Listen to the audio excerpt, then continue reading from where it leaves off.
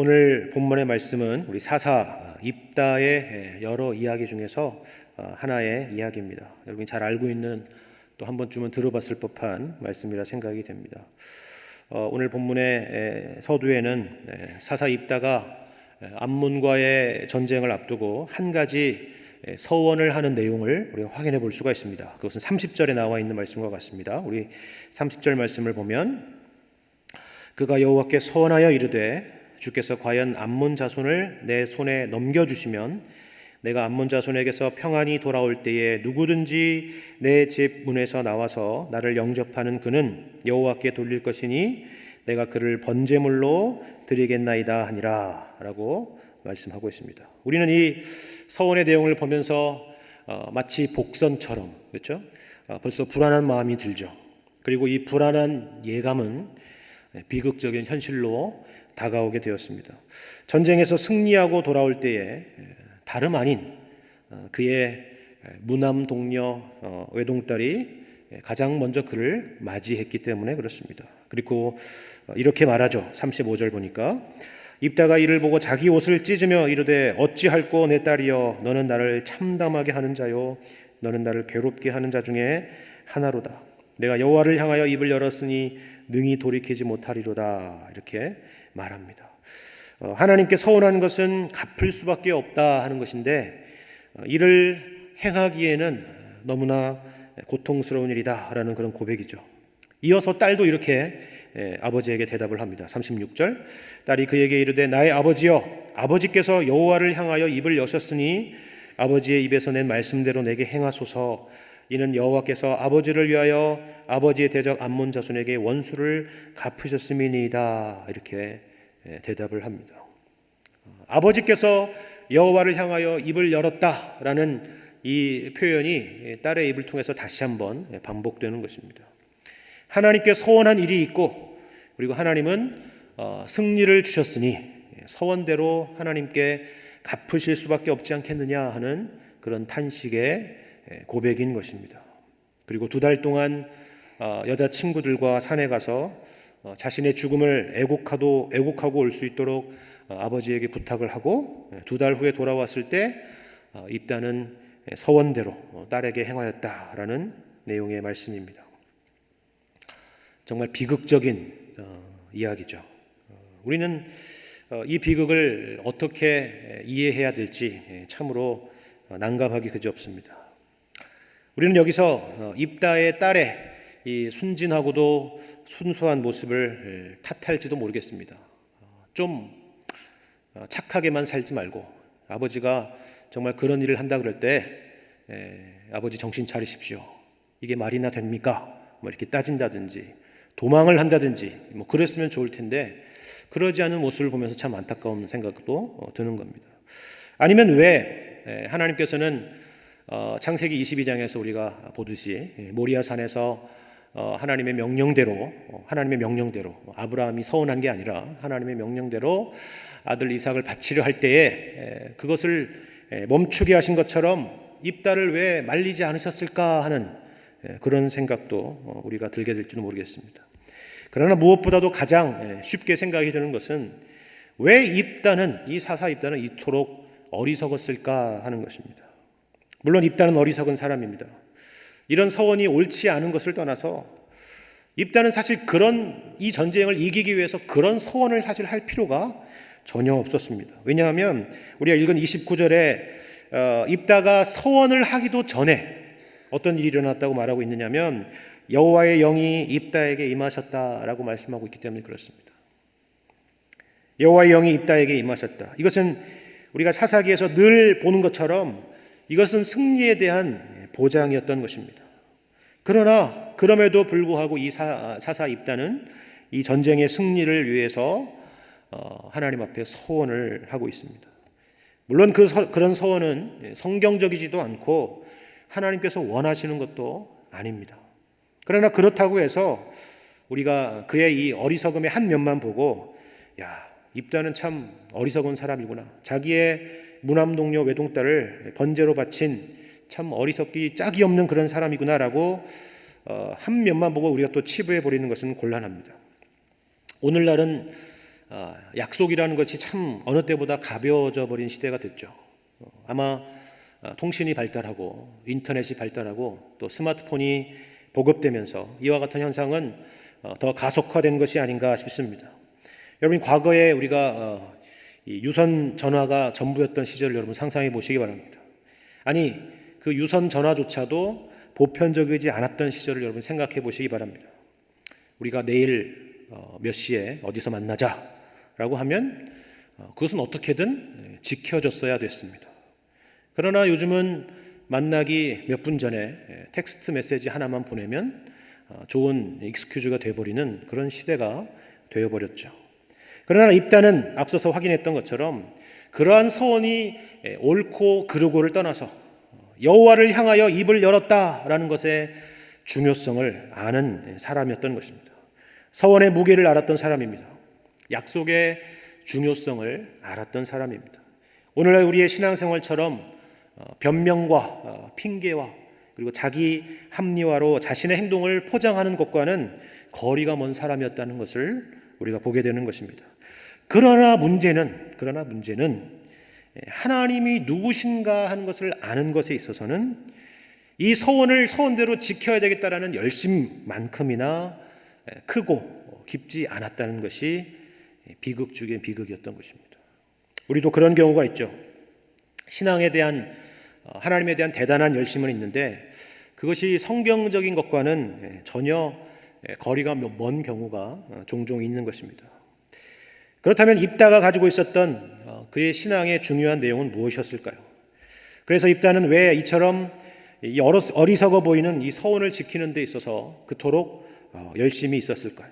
입다에게 있어서 하나님이란 도대체 어떤 분이셨을까? 우리는 이런 부분들을 생각해 볼 필요가 있습니다. 우리는 이 부분을 이해하기 위해서 입다가 어떤 배경에서 등장하고 있는 사사인지를 먼저 이해하는 것이 필요합니다. 왜냐하면 입다의 행동은 입다 개인의 행동이 아니라 당시 이스라엘 백성들 가운데 갖고 있었던 하나님에 대한 이해가 녹아 들어간 그런 인물이기 때문에 그렇습니다. 그것에 대한 단적인 한 사람의 예로서 입다가 등장하고 있기 때문에 그렇습니다.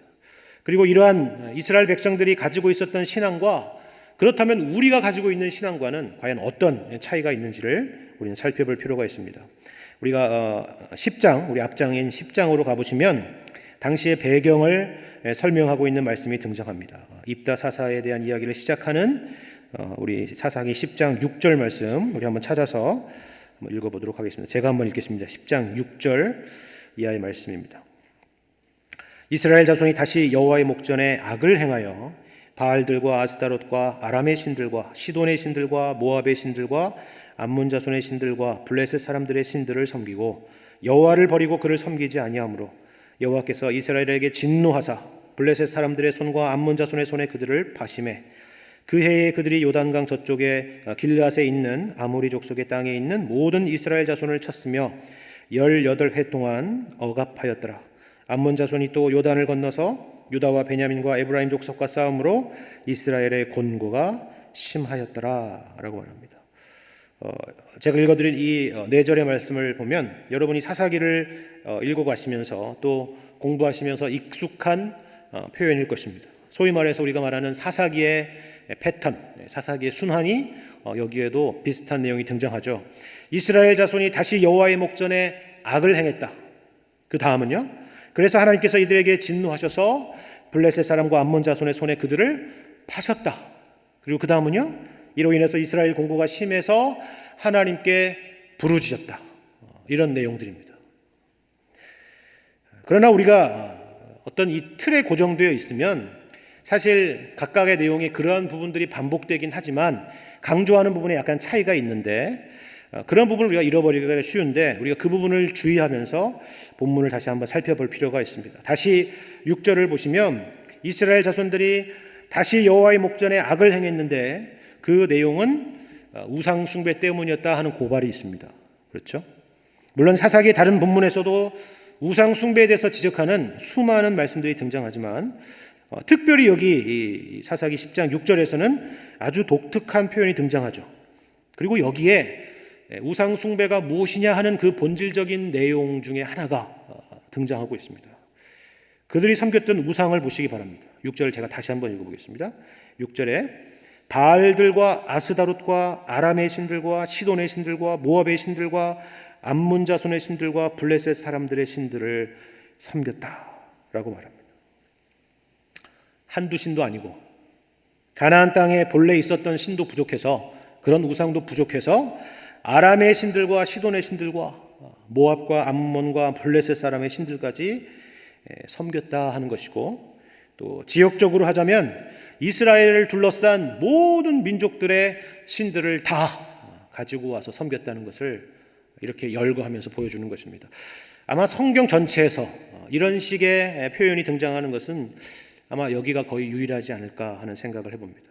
제가 세어보니까요, 총 7종류의 우상들이 있습니다.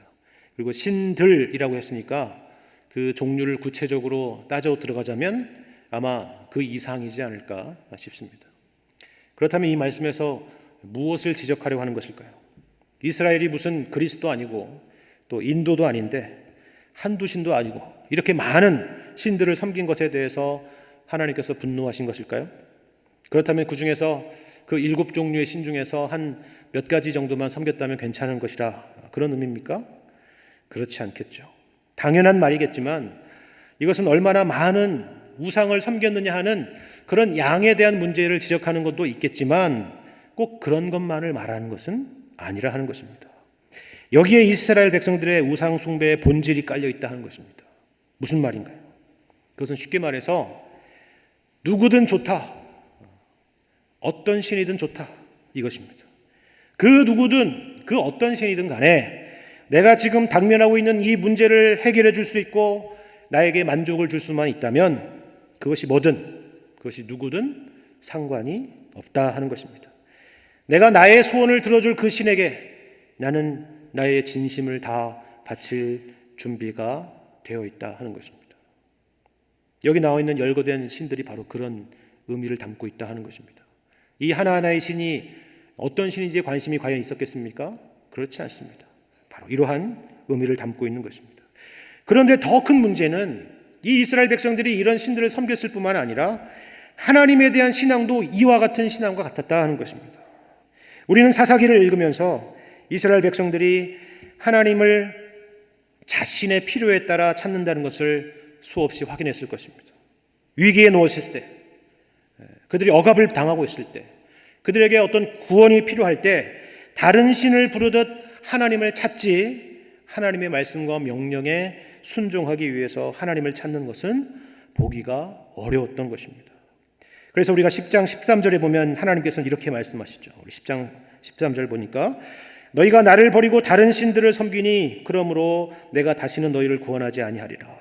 가서 너희가 택한 신들에게 부르짖어 너희의 환난 때에 그들이 너희를 구원하게 하라 라고 하나님 말씀하십니다. 단순히 이스라엘 백성들의 부르짖음에 하나님께서 거절하신 것이 아니라 거절하신 이유에 대한 말씀이죠. 그들이 하나님을 그렇게 이방 신들을 그렇게 섬기듯이 섬기고 있다는 것을 하나님이 간파하셨다는 것입니다. 그들에게 당면한 과제는 오직 현재 내가 당하고 있는 고통에서, 환난에서 벗어나는 것, 그것뿐이었다 하는 것입니다. 그것이 하나님이든 그것이 우상이든 상관이 없었다는 것이죠. 그것이 바로 이스라엘 백성들이 가지고 있었던 신앙의 형태와 모양을 보면서 우리가 확인하는 유일한 이유였다 하는 것입니다. 그리고 그러한 신앙의 모습이 오늘 본문의 후반부에 등장하는 입다의 서원에 대한 이야기에서도 고스란히 나타나고 있다 하는 것입니다. 입다의 서원이라는 것은 우리가 볼 때 그 열심과 그 진심과 헌신으로 봤을 때는 지극히 신앙적인 것처럼 보이지만 사실 가장 어리석은 것이었죠. 인신제사라고 하죠. 인신제사. 사람을 제물로 신에게 바치는 것. 인신제사라는 것은 인간이 신에게 바칠 수 있는 가장 큰 열심일 것입니다. 그러나 여러분 알다시피 성경은 이 인신제사를 가장 매우 가증한 것으로 여기십니다. 이유가 뭘까요? 1차적인 이유는 물론 이러한 인신제사가 반인륜적이기 때문에 그렇습니다. 자신의 목적을 위해서 다른 사람을, 그것도 자기의 혈육을, 자기의 자식을 희생시키는 일이기 때문에 그렇습니다. 그런데 더 큰 이유는, 이것보다 더 근본적인 이유는 이러한 행위 가운데, 이런 인신제사의 행위 가운데 깔려있는 의도 때문에 그렇습니다. 그것은 무엇이냐면 인간의 열심이, 인간의 치성이 신을 움직일 수 있다는 그런 생각이 이 인신제사 안에 바탕에 깔려있기 때문에 그렇습니다. 대단한 종교적인 열심과 모양을 갖고 있는 것처럼 보이지만 실상은 이러한 노력으로 신을 움직이고자 하는 그런 인간적인 의도가 담겨 있기 때문에 그렇습니다. 그래서 모양은 신을 위한 가장 최고의 것을 드리는 것처럼 보이지만 실제로는 그 신을 움직이고자 하는 신 위에 있는 것은 인간이라 하는 것입니다. 그러나 성경은 우리가 하나님께 열심을 내어서 하나님을 감동시켜서 하나님을 움직이게 하는 것이 아니라 오직 하나님이 우리를 사랑하시고 우리에게 열심을 내신다라고 우리에게 말씀하고 계십니다. 그 대표적인 증거가 무엇이죠? 바로 예수 그리스도를 우리 가운데 보내주신 사건입니다. 우리가 아직 죄인 되었을 때에 그리스도께서 우리를 위하여 죽으심으로 하나님께서 우리에게 대한 자기의 사랑을 확증하셨느니라 라고 말씀하시는 로마서 말씀이 바로 그것을 우리에게 말씀하는 것입니다. 복음이라는 것은 우리가 원인이 되어서 결과를 만들어내는 그런 인과율이 아니라 처음부터 끝까지 하나님이 시작하셨고 하나님이 일하고 계시고 하나님이 완성하시는 하나님의 은혜라는 것을 말하는 것입니다. 이것이 바로 우리가 신앙생활을 하면서 절대로 놓쳐서는 안 되는 중요한 내용인 것입니다. 우리가 회개하고 우리가 최선을 다하기 때문에 하나님께서 그것에 감동을 하셔서 우리를 용서하시거나 우리의 문제를 해결해 주시는 것이 아니라 하는 것입니다. 하나님은 언제나 우리에게 최선을 다하십니다. 지금도 최선을 다하고 계십니다. 그래서 하나님은 우리에게 열심을 내시는 그 하나님에 대한 믿음을 갖도록 요구하시지 서원을 달라고 요구하신 적이 없다 하는 것입니다. 여러분 로마서 12장 말씀을 잘 기억하실 것입니다. 그러므로 형제들아 내가 하나님의 모든 자비하심으로 너희를 권하노니 너희 몸을 하나님이 기뻐하시는 거룩한 산제물로 드리라. 이는 너희가 드릴 영적 예배니라. 뭘 하라고요? 너희 몸을 하나님이 기뻐하시는 거룩한 산제사로 산제물로 드리라 하는 것입니다. 그러면 하나님께서 우리에게 자비를 베푸시리라. 여러분 맞습니까? 아니죠. 제가 지금 거꾸로 얘기했습니다. 거꾸로 보시면 안 된다는 거예요. 거꾸로 보시면 하나님의 자비가 이처럼 크시기 때문에 이에 대한 반응으로 너희 몸을 하나님이 기뻐하시는 거룩한 산제물로 드리라 하는 것입니다. 이 순서를 절대로 혼동해서는 안 되는 것입니다. 이 순서가 거꾸로 되면 인신제사가 되는 것입니다. 이 순서가 다시 원래대로 되면요, 그것이 곧 복음인 것입니다. 입단은 분명 전쟁의 확실한 승리를 보장받기 위해서 이처럼 엄청난 서원을 했을 것이 분명합니다. 우리도 보통 이런 식의 서원 기도를 가끔 혹은 옛날에 해보신 적이 있을지도 모르겠습니다. 여러분 주로 언제 그런 서원 기도를 하시나요? 사소한 일에 대해서는 그런 서원 기도를 하시진 않죠. 그러나 인생을 살아가며 뭔가 가장 중요한 시점에 있을 때 주님 이번만큼은 이렇게 해주시면 감사하겠습니다. 그거 가지고는 거래가 안 될 것 같으니까 이걸 해주신다면 제가 이걸 하겠습니다라는 그런 서원을 드리기도 하죠. 주로 대학에 진학하는 일이거나 취업을 하는 일이거나 아니면 결혼을 하는 문제거나 하는 그런 문제들 앞에서 그렇게 합니다. 왜 다른 어떤 것보다 이런 인생의 좀 중요한 단계들이나 중요한 문제들이 있을 때 이런 서원을 하며 기도를 할까요? 물론 대학 진학이나 취업이나 결혼이라는 것은 인생에 있어서 중요한 문제이기 때문에 그런 간절함을 가지고 기도하는 것은 이해가 될 부분입니다. 그러나 굳이 이것을 서원을 하며 기도하는 것 그 바탕에는 어떤 생각이 담겨 있느냐 하는 것입니다.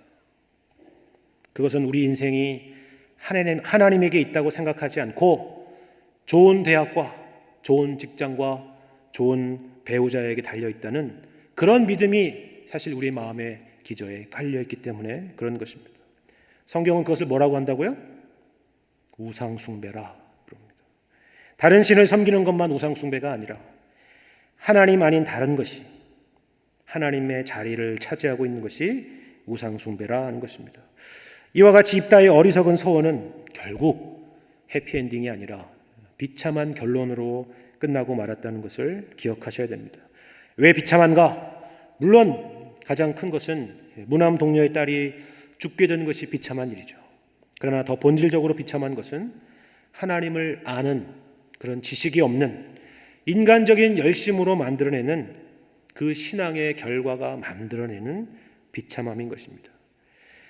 우리는 이스라엘이 이러한 지경에까지 떨어졌기 때문에 이러한 비참한 상황, 이런 고통스러운 상황 가운데 떨어졌기 때문에 그들이 살 수 있는 길은 그에 상응하는 어떠한 대가를 하나님 앞에 지불하고 어떠한 열심과 충성을 바쳐야만 이 문제를 해결할 수 있으리라고 우리는 생각하죠.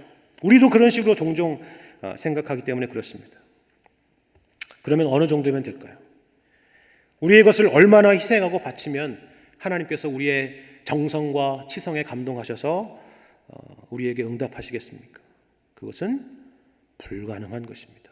심지어 우리가 목숨을 바친다 해도 그것은 불가능한 일인 것입니다. 우리의 어떤 노력이나 수고나 진심이나 희생도 하나님을 만족해 할 수는 없는 것입니다.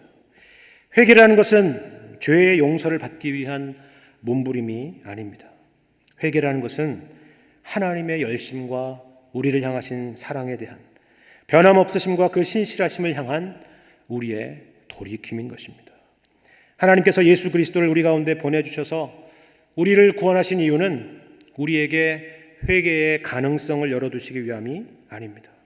내가 이렇게 너희를 위해서 했으니 너도 나를 위하여 이렇게 하는 것이 마땅하지 않느냐라는 것이 아닙니다. 하나님의 사랑을 보이신 것입니다. 하나님이 누구신가를 우리에게 나타내신 것입니다. 여러분이 잘 아는 누가복음의 탕자의 비유를 생각해 보시기 바랍니다.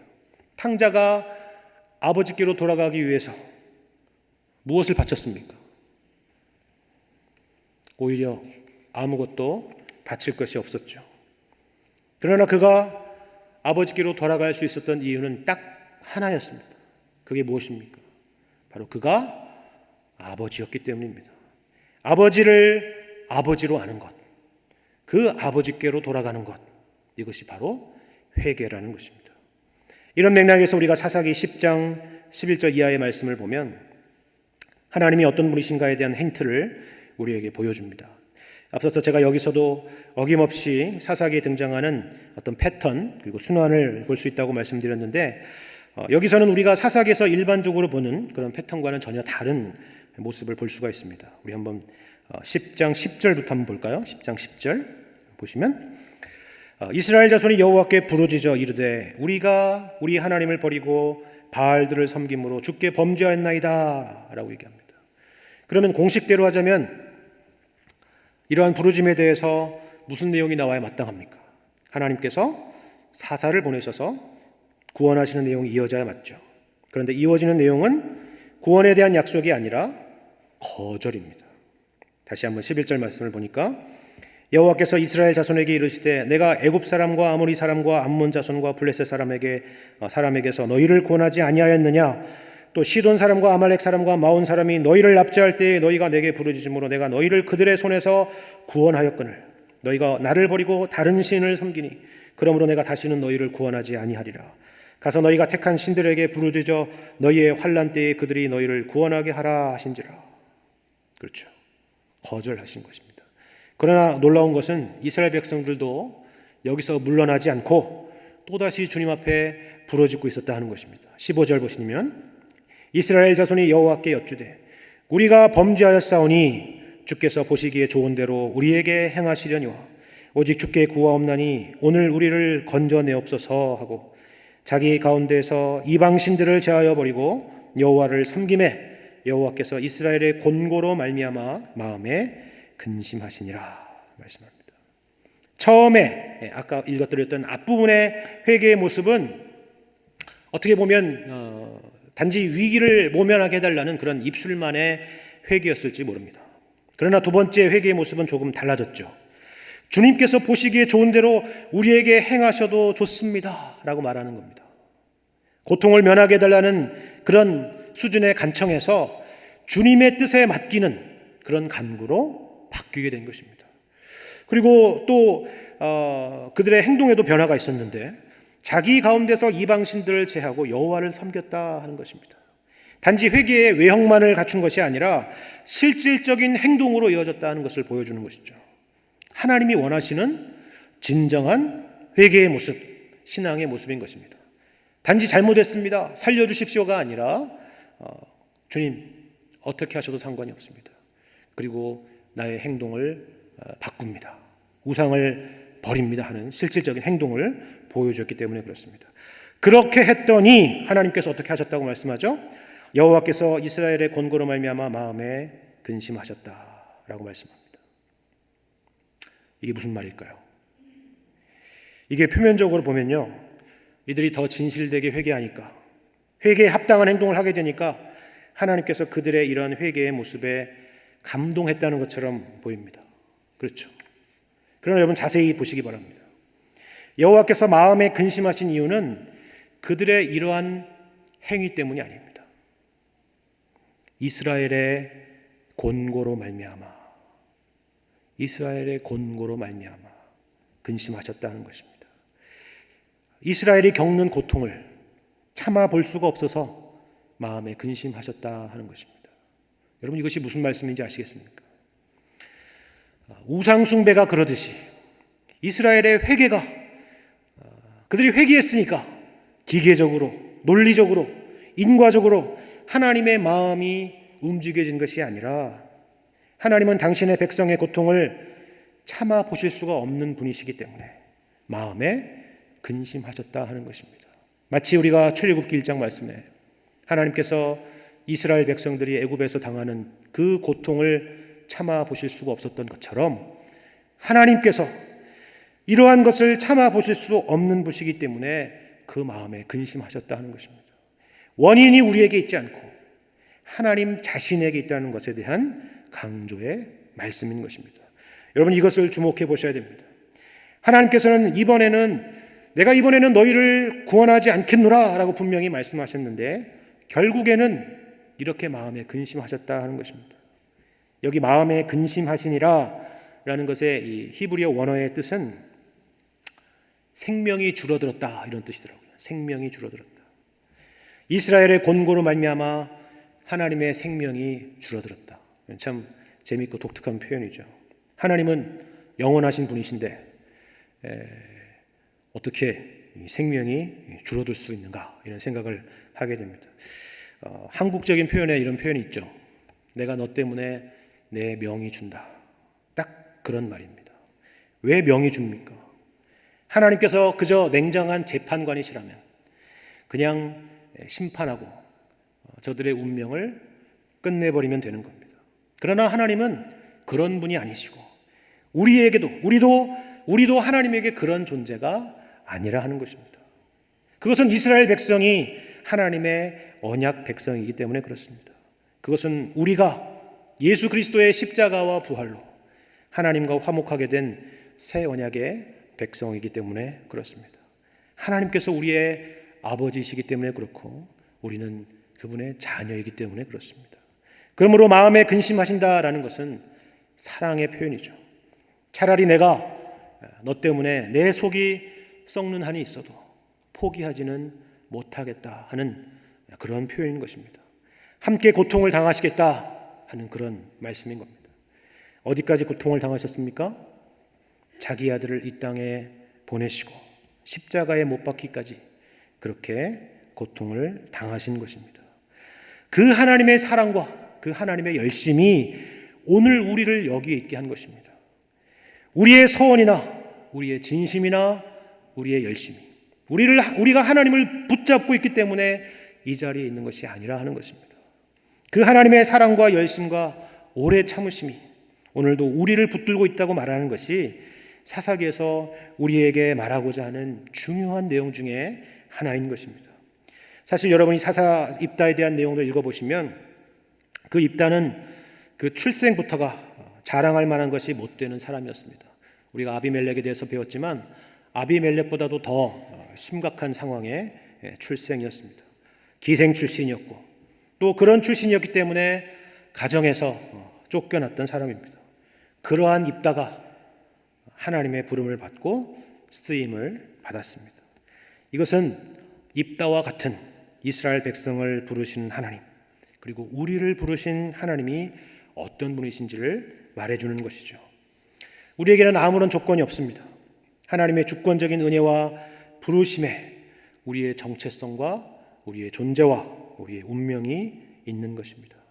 그러나 우리는 입다의 서원이 보여주는 것처럼 거꾸로 얼마나 우리는 우리에게서 그런 사랑과 은혜를 받을 만한 조건들을 만들어내려고 애쓰는지 모릅니다. 그러나 그러한 노력들은 입다의 경험처럼 쓰디쓴 결과만 만들어낼 뿐인 것입니다. 예수 그리스도를 보내신 아버지 하나님의 사랑을 기억하시기 바랍니다. 그것이 오늘 우리의 존재의 근거요, 장래의 소망인 것입니다.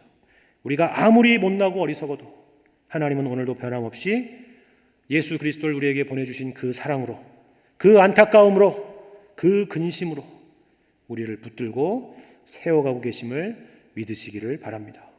이 믿음, 이 확신을 가지시고 하나님의 자녀로 감사하며 사시는 여러분과 제가 되기를 주님의 이름으로 간절히 축원합니다.